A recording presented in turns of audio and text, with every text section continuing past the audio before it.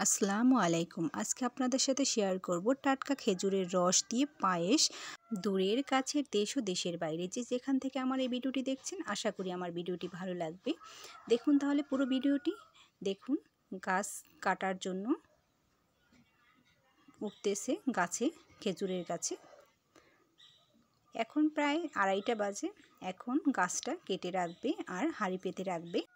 এটা কাটা অনেক রিস্কের ব্যাপার। গাছের সাথে হরেক রকমের পাখি দেখা যায়। এভাবে কেটে রেখে দেবে ভোরবেলা সকাল পর্যন্ত। দেখুন সকাল হয়ে গেছে, ভোর কুয়াশায় আচ্ছন্ন সকাল, গাছের সাথে পাখি ঝুলে আছে। এবার দেখুন গাছ থেকে রসটা নামানো হয়েছে। দেখুন কতটা টাটকা খেজুরের রসটা ছেঁকে নেওয়া হয়েছে। এ পর্যায়ে চুলোয় বসিয়ে চাল দিয়ে দেওয়া হচ্ছে, সিদ্ধ চাল। যে চালগুলো দিয়ে আমরা ভাত রান্না করি সেই চালে দেওয়া হয়েছে। দেখুন একটু একটু ফুটে উঠেছে। দেখুন ফুটে উঠেছে অনেকটাই। এভাবে ঘুরিয়ে ঘুরিয়ে বলক এসে গেছে। এভাবে করলে আর পড়ে যাবে না রসটা। খেয়াল করে দেখুন। এখন আর তো টাটকা রস পাওয়াই যায় না।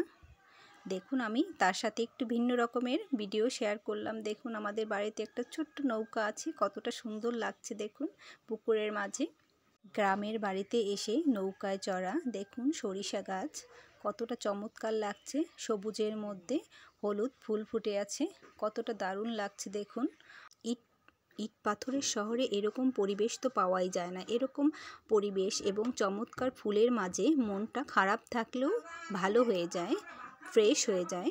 দেখুন কতটা চমৎকার লাগছে ফুলগুলো।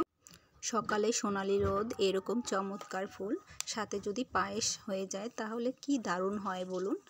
দেখুন পায়েসটা আমার প্রায় হয়ে এসেছে, বলক চলতেছে। দেখুন এরকমও চাইলে খেতে পারেন, এটাও দারুণ লাগে। এই পর্যায়ে আর একটু জাল করে নেব।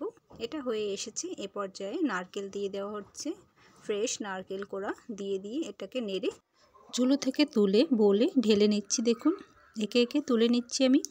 তৈরি হয়ে গেল দারুণ স্বাদের খেজুরের রসের পায়েস রেসিপি। যার যার অবস্থান থেকে সুস্থ থাকবেন। আসসালামু আলাইকুম।